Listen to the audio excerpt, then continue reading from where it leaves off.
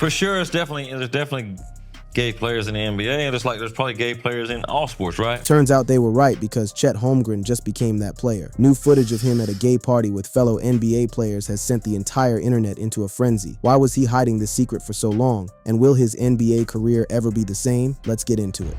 The post that shook the NBA world. On February 24th, 2026, an X post hit the timeline from the account Jake Morrison NBA. It featured a red "Breaking" banner plastered over an image of Chet Holmgren in his Oklahoma City Thunder jersey. The text read, "Breaking. Chet Holmgren has come out as gay. He is the first active gay NBA player and marks a major step towards the right direction. Holmgren plans to play with a rainbow armband to spread awareness. Holmgren hopes this inspires other basketball players to come out." Within 24 hours, the post amassed 16,146 likes, 867 reposts, 1,334 replies, 1,587 bookmarks, and 4,981,692 views. It bled over onto Facebook, Instagram, TikTok, and Reddit. The phrase "Chet Holmgren gay" became one of the most searched terms across multiple platforms within hours. The timing mattered. It landed right before a Thunder Raptors game, which meant the basketball world was already online and locked in. And this post gave them exactly what algorithms love: controversy, emotion, and a reason to click. For anyone who doesn't follow basketball closely, Chet Holmgren is not some fringe player. He is the second overall pick in the 2022 NBA draft out of Gonzaga University. He plays center and power forward for the Oklahoma City Thunder. His public persona has always been locked in on basketball. His verified X account carries a simple bio: OKC Thunder. No personal revelations, no lifestyle content, just basketball. So when this post exploded, the collision between his private, basketball-focused image and this deeply personal claim created a shockwave. People who had never thought about Holmgren's personal life were suddenly debating it in every corner of social media. The reactions were split in a way that revealed just how divided the public still is on these issues. Supportive comments called it a major step forward for representation in sports. Others went the opposite direction. Nobody cares. This isn't 1985. And who cares? Just keep the rainbow off the in court. One reply read, "Bro wants to be black and gay? Pick a struggle, brother." Another said, "Why do these people need to come out? Handle your private life and keep that way." People who tried to flag it as misinformation, writing things like "Stop spreading false information" and "Why fake this? Coming out is a serious thing," were drowned out by the sheer volume of those who had already made up their minds. Over 400 quote tweets meant people were spinning off their own threads, creating secondary waves of content that traveled independently from the original. Over 1,500 bookmarks meant people were saving the post to reference later in arguments or share in group chats. The post had become its own ecosystem within hours. It tapped into something deep, the long-running conversation about sexuality in professional sports, particularly in the NBA, where the topic has always been treated like a live grenade. Players don't talk about it, coaches don't talk about it. So when a post like this drops, it doesn't just get attention, it gets a reaction that has been building for decades. The post also made a factual claim that caught the eye of anyone who knows NBA history. It called Holmgren the first active gay NBA player. That ignores Jason Collins, who came out as gay in 2013 while still active. Whether someone believed the post or not, that line was factually wrong, and it raised questions about the post's credibility from the start. But most people didn't catch that. Most people were too busy arguing in the comments. And while all of that was happening, the question nobody seemed to be asking was the most important one: where did this post come from? That answer leads somewhere interesting. But first, this story doesn't exist in a vacuum. The reason it blew up is because of everything the NBA has gone through when it comes to gay players, hidden lives, and locker room culture. The NBA's hidden reality. The NBA has existed since 1946. Thousands of men have suited up and taken the court at the highest level. And out of all of those players, only 3 men with NBA experience have ever publicly come out as gay. 3 in nearly 80 years. The first was John Amici, a British-American center who played 294 games between 1995 and 2003 for teams including the Cleveland Cavaliers, Orlando Magic, and Utah Jazz. He came out in 2007 via his memoir, Man in the Middle, 4 years after retiring. Amici has described navigating suspicions from teammates, seeking out gay clubs during his time playing in conservative cities like Salt Lake City, and the psychological toll of living a double life inside a hypermasculine culture that left no room for deviation. In the years since, he has become one of the most vocal commentators on the subject. His Utah Jazz teammate Andrei Kirilenko once invited him to a New Year's Eve party with a note, "Please come, John. You are welcome to bring your partner, if you have one, someone special to you. you. Who it is makes no difference to me. Amaechi said that gesture meant the world to me, a small act of inclusion in a world where exclusion was the default. That is the closest thing to a real party involving a gay NBA player that the historical record actually contains. Not fabricated footage, but a genuine invitation from one teammate to another. In 2025, Amaechi made a statement that landed with force. He said his goal to normalize coming out in sports had failed miserably, but he followed it with something even more striking. He declared that there are a lot of gay people in the NBA, players, coaches, training staff, referees, and executives. He made it clear that the absence of openly gay players is not because they don't exist. It's because the environment makes it nearly impossible for them to be visible. Tracy McGrady stated back in 2003 that he believed roughly 5% of NBA players were gay. With around 450 active players at any given time, one estimate placed the odds of every single one of them being straight at approximately 0.9%. That's not speculation, that's arithmetic, and it is the gap between that mathematical certainty and the 0 active players currently out that defines the paradox at the center of this story. Phil Jackson, 11 championships to his name, was asked whether the NBA needed to be more inclusive of gay athletes. His response was immediate. It's a ridiculous question. I mean, none of us have probably ever seen it in all our careers. He doubled down, calling the entire premise strange because, as far as he was concerned, the issue had simply never presented itself. And there's no inclusiveness to be had. So it's really a strange question to come out of it. When pressed, Jackson was even more direct about his personal experience. Never run into it in all my career. I don't know if Shaq or Kurt have ever run into it, but I've never run into it in my career. Really? Nope. But the interviewer pointed out what the math already tells us, that in a league spanning decades with thousands of players, the idea that none of them were gay was almost as hard to believe as the idea that all of them were. John Amaechi's always said that, there were other gay players in the league who just didn't come out. And then the interviewer laid out the statistical reality. So we're talking about thousands of players over a few decades and nobody's gay. The conclusion was left hanging in the air. That would probably be as unimaginable as everybody being gay. You know what I mean? Gilbert Arenas offered perhaps the rawest look at how locker room culture actually functions. He described how players would actively try to identify who among them might be closeted, not through support, but through social testing. We're trying to figure out who's gay. So we'll do stupid shit like, hey man, if we wasn't NBA players, would you have anal sex with a dude for 10 million? The goal, Arenas explained, was to watch the reactions, and whoever reacted with disproportionate anger became the target. And we look at each other like, well, we got one, right? And that's what we do. We got one. Now we're gonna just target him to see. To Arenas, the logic was simple. If you're not gay, there's no reason to be that upset about a joke. Because if you're not gay, what the f you that angry for, dog? we're just sitting here f***ing around and you over here all extra angry. He closed the point by turning the mirror back on himself. Be angry at gay questions because I'm not gay. No. But that's what I'm saying. But that's what we do. Whoever gets that angry about a fucking question, here. Yeah, you got it. This is the environment that existed, and by many accounts still exists, inside NBA locker rooms. Former player Jason Williams echoed a similar view about the dynamics closeted players navigate. The person who is down low in a locker room is usually the most serious, strongest, angriest, right? Because a down low man don't play with gay stuff, right? Williams explained why, because in that culture, any playfulness around the subject gets read as a confession, and it is this environment that makes any claim about an NBA player coming out detonate with the kind of force that the Holmgren post generated when players actually came out.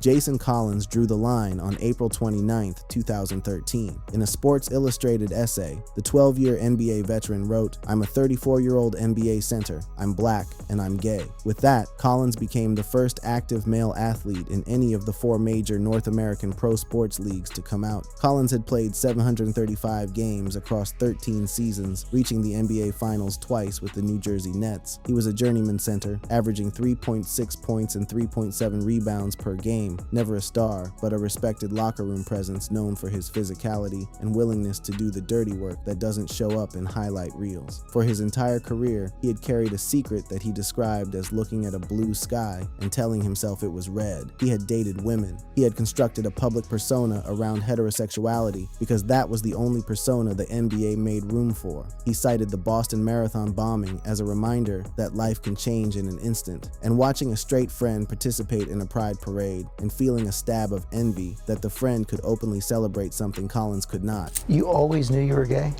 Yeah, it's I sort of describe it as you know that the sky is blue, but you keep telling yourself that it's red. Collins described the internal war that eventually led him to a place of peace. But when you finally get to that point of acceptance, there's nothing more beautiful.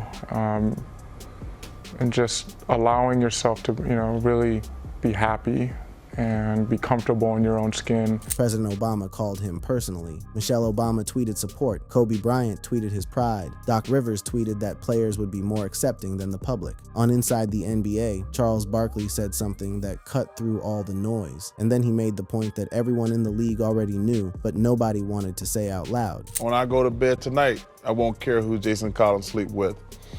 I'm happy that he gets to be himself. Listen, we've all played with gay players. Kenny Smith brought it back to the locker room with a story about his championship Rockets teams and what made them work. And we had one meeting, Ernie, where we just said, we just gonna respect everybody, man. Stop all the team meetings. Smith described what that respect looked like in practice, making room for every individual on the roster regardless of who they were. Let's respect the fact that Akeem is Muslim and he wants to pray before the game. Give him his space. And the result, Smith said, was that the team stopped fighting over differences and started winning because of them. Respect the fact that Sam Cassell's a rookie and he's gonna talk like it's 3 o'clock in the afternoon if it's 3 o'clock in the morning. He doesn't, and then all of a sudden we got better and we respected each other. Collins chose jersey number 98 to honor Matthew Shepard, a gay University of Wyoming student murdered in a hate crime in 1998. He signed with the Brooklyn Nets in February 2014, retired that November, and as of 2026, remains the only player to come out while on an active NBA roster. Isaac Humphries, an Australian center who played 5 games for the Atlanta Hawks in 2019, came out in 2022 while playing in Australia's NBL. He had been a college player at Kentucky before going professional, earning NBL Rookie of the Year in 2018. In an emotional speech to his Melbourne United teammates, he said, "The fact that I'm gay, I decided that if I'm going to join a team that I'm going to come out publicly." He later reflected, "The purpose was to help others, and I discovered that I can be this person that paves a way." He felt safe enough to come out in the NBL. He did not feel safe enough during his time in the NBA, brief as it was. Other basketball players have added to visibility in adjacent spaces. Derek Gordon came out in 2014 at UMass. Andrew Ogilvy came out in Australia's NBL in January 2026. But inside the NBA itself, the number has not moved past Collins in over 12 years. 3 men, nearly 80 years. That ratio is what makes any claim about an NBA player's sexuality, real or fabricated, explode the way the Holmgren post did. Rumors, backlash, and the culture war. The space between what is known and what is suspected in the NBA has always been filled with speculation and hostility, and it is in that space where the conversation about gay players gets the murkiest and the most damaging. Dwight Howard, the 8-time All-Star and 3-time Defensive Player of the Year, is the most prominent name that has been dragged through this territory. Multiple lawsuits emerged, alleging he had engaged in consensual sexual encounters with men and transgender women, including claims of transgender sex parties. Howard acknowledged the encounters, stating, "If this makes me gay, then I'm gay." The lawsuits turned him into the default example whenever the topic of closeted NBA players came up, and there was widespread speculation that his personal life was a factor in his difficulty finding a team in the latter stages of his career. Beyond Howard, rumors have targeted Ben Simmons over leaked DMs with a transgender model, Zion Williamson over claims from an ex-girlfriend, Kevin Durant over his avoidance of public relationships, and Lamar Odom over social media interactions with transgender model Danielle Alexis, none confirmed, all amplified across the internet as if they were established fact. Backlash against LGBTQ+ visibility has come from inside the league repeatedly over the years. Tim Hardaway said in 2007 that he hated gay people and declared himself homophobic, leading to his ban from all-star events by Commissioner David Stern. He later went through educational programs that, by his own account, changed his worldview. But the damage of those original comments lingered for years and is widely believed to have delayed his Hall of Fame consideration. Anthony Edwards was fined in 2022 after posting a video using anti-gay slurs directed at a couple he encountered. The fact that Edwards felt comfortable enough to post that video to his own social media, where millions of followers would see it, says something about the environment the league still tolerates at its margins.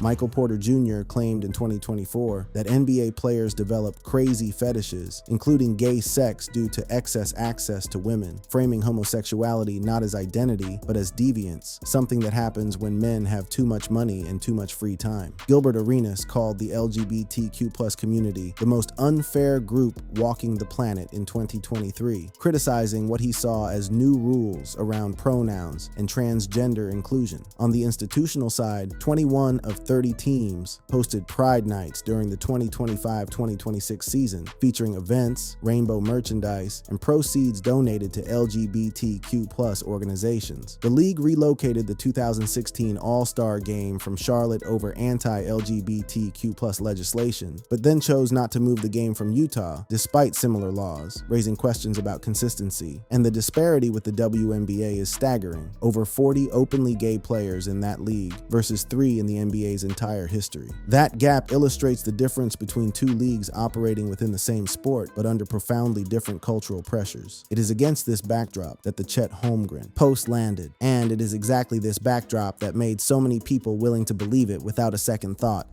What actually happened with the Chet Holmgren post?